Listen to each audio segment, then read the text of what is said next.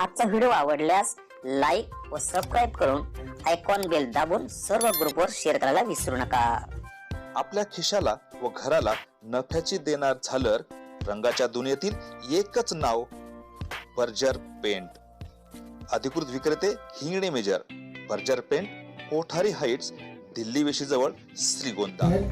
बोला भारत माता की जय। वंदे मातरम, वंदे मातरम। भारतीय जनता पार्टीचा विजय असो।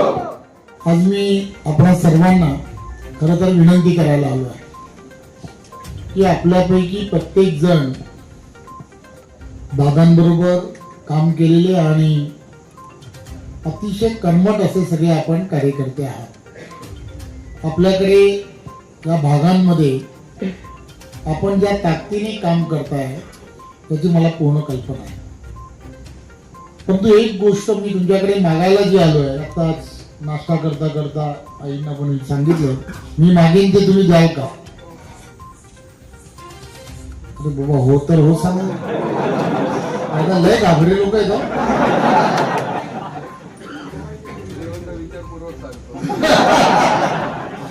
मला आता पटलंय ते बरेच वर्ष अशी लोक सांगत राहतात की श्रीगोंद्यामध्ये सगळं फार वैचारिक दृष्ट्या सगळी जण राहतात वगैरे। ते आता पटलं मला। त्या प्रश्नाचं उत्तर देताना मी काही फार मागणार नाही, परंतु एक गोष्ट मी यासाठी मागेन, विक्रम एक अतिशय गुणी कार्यकर्ता आहे, चांगला वक्ता आहे, त्याच्याकडे वय आहे। बरेच जण राजकारणामध्ये हे 40-45च्या नंतर राजकारण करायला सुरुवात करतात, परंतु तुमच्या सर्वांच्या कृपेमुळे त्याच्याकडे अजूनही त्याचं वय तरुण आहे, प्रचंड प्रवास करू शकतो। वक्ता बबनरावांमुळे म्हणा, आपल्या सगळ्यांच्या सहकार्यामुळे तो एवढा चांगला वक्ता आहे की तो एखाद्या विषयावरती जेव्हा बाजू मांडतो त्यावेळेला खंबीर असं बाजू मांडणं ज्याला म्हणतात तशी पाहतो। सर्व महाराष्ट्र त्यांनी काही विषय जे आता मांडले आणि त्याचा परिणाम जो आहे तो परिणाम सुद्धा अख्ख्या महाराष्ट्राने पाहिलाय।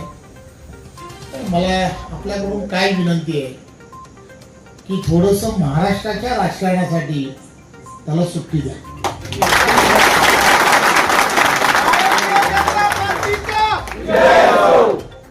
मी यासाठी सांगण्याचा प्रयत्न करतो की या ठिकाणी या भागामध्ये जे आवश्यक आहे ते देशाचे पंतप्रधान नरेंद्र मोदीजी यांच्या नेतृत्वामध्ये, आदरणीय देवेंद्रजींच्या नेतृत्वामध्ये जे जे विषय जे प्रलंबित असू शकतात ते आपल्याला पूर्ण करता येतील। परंतु विक्रमनी जर महाराष्ट्रभर प्रवास केला आणि तिथले असणारे विषय की ज्या प्रश्नांची उकल तो करू शकतो किंवा एखादा विषय त्याने मांडणी जी आहे त्याची त्या विषयामधली एक वेगळ्या पद्धतीने मांडणी करण्याची एक त्याची असणारी वेगळी अशी ख्याती आहे।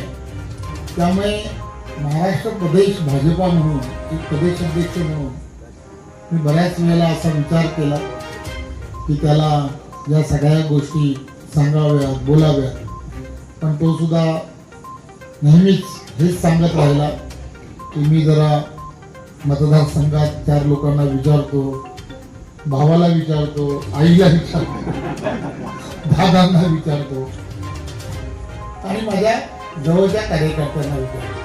संधी आली आहे की आपण सर्वजण एकच ठिकाणी आहे, म्हणजे सांगायला नको मी आईला विचारलं नव्हतं, दादांना सांगितलं नाही किंवा माझ्या कार्यकर्त्यांना कोणाला मला विचारता आलं नाही। त्यामुळे तुमच्या सगळ्यांच्या समोरच मला हे सांगायचं आहे की एक चांगल्या पद्धतीने एक लिडरशिप डेव्हलप ज्याला म्हणतात ते होऊ शकते, त्याची मला खात्री आहे। आणि भारतीय जनता पार्टी कार्यकर्त्यांची पार्टी आहे, कार्यकर्त्यांची पार्टी असल्यामुळे एखादा कार्यकर्ता ताकदीने जर त्याचा विषय घेऊन जर पुढे जात राहिला तर त्याला किती संध्या मिळू शकतात याची मला कल्पना आहे.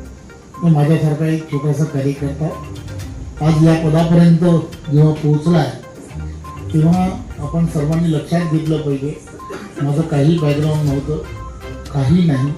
एक नगरसेवक, एका प्रभागात नगरसेवक, त्या ठिकाणी स्टँडिंग कमिटी चेअरमॅन झालो, आमदार झालो, आत्ता परत देवेंद्रजींच्या पूर्वीच्या सरकारमध्ये सुद्धा मंत्री होतो, त्याच्यानंतरच्या झालेल्या सरकारमध्ये सुद्धा मंत्री होतो आणि आज प्रदेशाचा अध्यक्ष म्हणून माझ्याकडे राहिलो.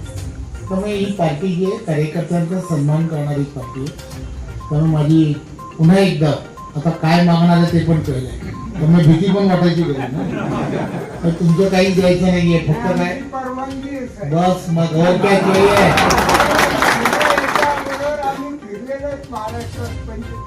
मला माहिती फिरलं कॅपॅसिटी आहे, वक्तृत्व आहे, सगळेच प्रश्न आहे, महाराष्ट्रात नाव झाले त्याचं. आम्ही तुमच्या ताब्यात दिला त्याला. चला आता तुम्ही पण सांगितलं पाहिजे.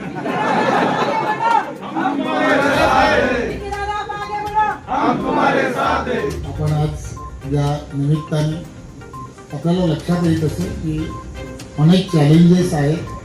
देशाचे पंतप्रधान नरेंद्र मोदीजी देशाला महासत्ता विकसित भारत बनवण्याच्या दिशेने जेव्हा जात आहेत त्यावेळेला बाजू अतिशय योग्य प्रकारे मांडणं हे फार महत्त्वाचं असतं. त्यामुळे विक्रमसारखी असणारी अशी असंख्य कार्यकर्ते आणि या सगळ्यांना संधी देण्याचं काम पार्टी नक्की करत राहते. त्यामुळे माझी पुन्हा एकदा विनंती आहे, आपण सर्वांनी जो मला शब्द दिलाय त्याबद्दल पुन्हा एकदा आपल्या सगळ्यांचं खूप खूप धन्यवाद.